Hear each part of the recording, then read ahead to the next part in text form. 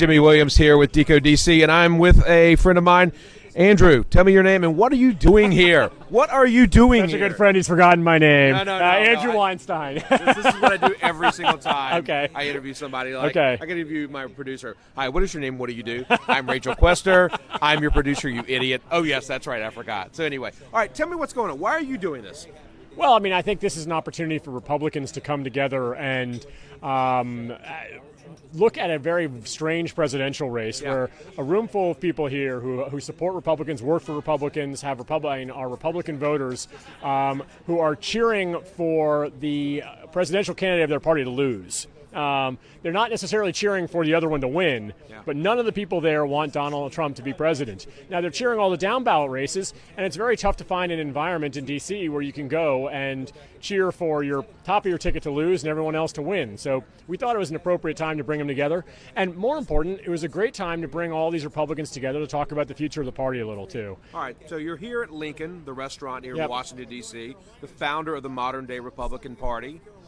But is Lincoln really the founder of the modern-day Republican Party?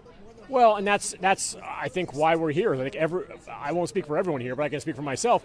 The party has drifted from the values that it was founded on. It's drifted. Like what? Tell me what. Give me some drifted. examples. It has drifted from our from small government. It has drifted from free trade. It has drifted from personal responsibility. It's drifted from individual liberty. It's drifted from inclusiveness. And a party where opportunity for all Americans is the foundation of it. And building a bigger, brighter America that includes immigrants, that includes the fresh energy and creativity and ideas of the people who are coming into our country. Donald Trump has reinvented that party as a party that is angry and exclusive and pessimistic and sees a dark future ahead of our country.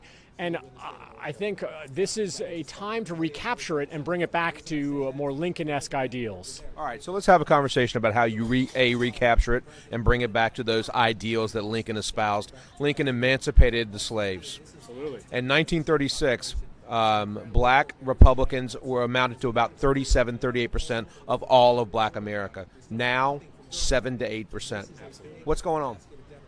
Well, I think what this party has become a party that basically that minority voters, not just blacks. I think this election has crippled our ability to reach out to Hispanic voters too, and Asian American voters, and Arab American voters, and for that matter, female voters and millennials. I mean, Donald Trump has kind of ticked through the list and offended every one of those groups, and has done it in ways that are difficult to repair because the party leadership has stood behind him while he's doing it. And until we actually acknowledge what a horrifying mistake it was to nominate someone like Donald Trump, who is not qualified in personality, temperament, or experience to be president, it is going to be very difficult to rebuild the party. And equally important, we need to purge the elements of hate that he brought into our party, the racists, the bigots, the alt-right haters, out of the party, tell them this is not the party they have a role in or a place in, send them packing, lock the door behind them, and rebuild a party that actually has opportunity for all Americans. But Donald Trump won the nomination almost exclusively at the hands of Republican primary voters. Win Super Bowls sometimes. You know what? That doesn't necessarily Don't tell the NFL that. Okay. I know. I mean, it doesn't mean you need to cheer for them. I'm a Duke fan. I went there, and you know what? UNC has won a couple national championships. I don't have to cheer for them. Winning doesn't make you right. It just means you won. All right, but you just compared college football to something really important. I mean, today's election day. This is the one day of the year when America comes together to do the one thing that we all should be doing. Some of us don't do it. But the bottom line is simple. How does the Republican Party fix itself? You clearly just nominated someone that is now, quote, never Trump, who may lose tonight, who may win tonight. I don't know the answer to that. I know. None of us knows. Right. But how does the party fix itself? In 2012, 2013, you put out what do you call it? Basically, a synopsis, an autopsy of the party. What has the party done about that autopsy? What has the party done to fix itself? Nothing. The party took the autopsy, which had some really, maybe there was some work to be done in terms of how to implement, but it was the right direction for the party to go, and it tore it up, and it stomped on it, and it buried it, and it burned it, and it's ignored it ever since. Priebus did the exact opposite of the autopsy. He endorsed a candidate. He paid for the autopsy. He paid for it. He led it, and then he turned around and helped nominate a candidate who repudiated every element of what we learned in the last election. He didn't have to do that. I mean, there were ways for this party to have played a role in making sure that it protected its ability to reach out to into a broader coalition of voters, and it did not follow those ways. I think that is on Priebus. That is on most of the elected officials in Congress. It is on the leadership of the RNC. It's on the committee members of the RNC. And when I say purge, I think that this party needs to be purged from top to bottom. There is an opportunity to do so, but it's not going to come from within the RNC. The RNC and others are going to defend themselves after this election and claim that this was a personality-driven, one-time event that was unique because of Trump, and, we're fine. And particularly if it's a close election, they're going to say, oh, just because he ran a bad campaign. I mean, he brought all these voters in, and we're going to be great after this. That's not just a fallacy, it's a dangerous fallacy that will lead to the inevitable decay and death of the Republican Party. All right, so let's assume Donald Trump wins tonight. Oh, God. Okay. Well, no, I mean, listen. I know. Hey, that's the game we're in. That's the will of the American people. Let's say we have a President Donald Trump. You're a Republican. What do you want? Republican anymore. Okay. All right. No, I'm sorry. I am now. If Donald Trump becomes president, I think most of the rational wing of the Republican Party is gone forever. Now, that may happen anyways, but it's guaranteed if Donald Trump becomes president. What would you want to see out of a Donald Trump presidency? Well, I'd like the world to survive. I mean, I'm setting a low bar. I'd like our system of government to survive. I'd like the checks and balances in our constitutional system to function properly and prevent him from doing the many unconstitutional and illegal things he's suggested doing. A lot of people say that about Barack Obama. Well, Barack Obama has never suggested that the president has the power to unilaterally change the law by himself. Barack Obama has never suggested that he can order generals to break the law and soldiers to break the law. He's never suggested killing the families of innocent combatants in the field of battle. I mean, Barack Obama, I think there's a ton of problems with him.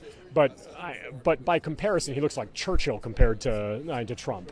They're 100% different. Trump doesn't even know what the Constitution requires. He cited the wrong number of articles. I mean, the guy is a buffoon when it comes to his knowledge of our system of government. Yet we think somehow he can run it. So look, I don't. The election's over, so I don't need to campaign against him. The election's not over yet. It's not over yet. The election is not over, but I don't think what I'm saying now is going to change the course of it. You're screwing Californians over by the millisecond. Come on now. We know this. Let's talk about Hillary Clinton. Okay. Let's say Hillary Clinton becomes president of the United States. Sure. What do you want to see out of Hillary Clinton? Healing the wounds of the country. I think that what Hillary Clinton could do is actually do what I'm asking the Republican Party to do as well, which is turn away from her extremists and say that my administration is not going to be the administration that is guided by groups that want to nationalize industries and increase the size of government and ignore the huge challenges we face financially, but one that will actually chart a more moderate course and work with Republicans on common ground. I think. Let me ask you this then. Do you think Republicans will work with her? I don't think we can know until she tries. I think it would be extraordinarily difficult. I think that right now you have a presidential candidate who has questioned the legitimacy of the election in advance of it even happening. And a lot of the House House members are going to have a real challenge working with a president who they may doubt actually won the election fairly. But that's not to say she shouldn't try. And I think that there are still, particularly with a narrowed House margin, as might exist after today if she won, there's an opportunity to work with some of the moderates in the House. I suspect Paul Ryan would love to work with her on some big issues like tax reform and try and come to a compromise solution that moves forward, regulatory reform in other areas. I don't know whether it's possible or not. Prior to Donald Trump winning the primary, who were you for? John Kasich. I mean, I think John Kasich, Governor of Ohio. Governor of Ohio. I worked on Capitol Hill with him. He is a smart and decent man who realized that the future of our country depends on building large coalitions based on hope and opportunity. And I wish he had. I think he was maybe not the most charismatic candidate in the field, but I wish he'd been able to energize more support for that message. All right, so we're here at Lincoln. We're here at Lincoln. It's election night. Yeah, Donald Trump versus Hillary Clinton. Yeah. What is your prediction? I learned long ago in this campaign that not to predict anything except it's going to be unpredictable. My DecodeDC listeners, I'm trying to get him to actually give me a prediction. All right. I wish one of them has I to wish win. I could. One, well, Whether the other acknowledges That's it a or not, that's prediction. completely interesting. yeah, no, I mean, look, hey, unless you come up with some truly crazy scenarios about it going to the House and a 2016, that could happen. well, and a disloyal elector putting another name in contention. So I'm not even 100% sure it's entirely safe to say one of them will win. I think the odds are extraordinarily high one of them will win. I don't want to make a prediction about who it is because I don't want to jinx myself, and truthfully, I fear too much for the future of this country if it's the wrong candidate. I'm going to put you on the spot again. You have a voting sticker that says I didn't vote for Trump. Did you vote? I did vote. And Who did you vote for? I voted for Hillary. I endorsed Hillary back as soon as Trump got the nomination. I know a lot of Republicans here feel very strongly that Hillary is as equally tarnished as Donald Trump and voted for other candidates in the race. People in the groups I've organized this year to write letters to the RNC, to former members of Congress to renounce Trump, have very divergent opinions on whether or not they can support Hillary Clinton. In my case, I think that there is a clear choice between one candidate who possesses the base qualifications, experience, and temperament to be president, and one who has absolutely none of them. And I don't agree with Hillary Clinton on policy issues. I worked against her and her husband in '96, but I think the country will survive just fine out of a Hillary Clinton administration. I don't have that confidence out of a Trump administration. The name of this podcast that I do every week is called DecodeDC. It's a podcast about how politics affects your life. How is this election going to affect your life? Well, it already has. I mean, I've come under withering attack from the alt-right because of my Jewish surname and my support for Hillary Clinton. And I've had death threats and pictures of me being stuffed in an oven and pictures of me in gas chamber and voicemails and mail sent to my house, and have had to get the FBI involved in this. So, I mean, for me, this election is more than a policy election. This is an election about whether we want to encourage hate or not going forward. And I've lived the hate that Donald Trump has energized in the American people, and I don't want that force to gain strength over the next 4 years. I think it's time to repudiate it once and for all. I think it's time to repudiate it in the presidential election today, and then repudiate it in the Republican Party going forward. Andrew Weinstein, Never Trump, thank you for doing this. I appreciate it. My pleasure. It's great talking. All right, DecodeDC listeners, we are going to head over to the White House in a little bit. But before that, we're going to head inside, and I'm going to have a little bit of bourbon because it's badly needed considering this election cycle. We'll be back in a little bit. See you soon.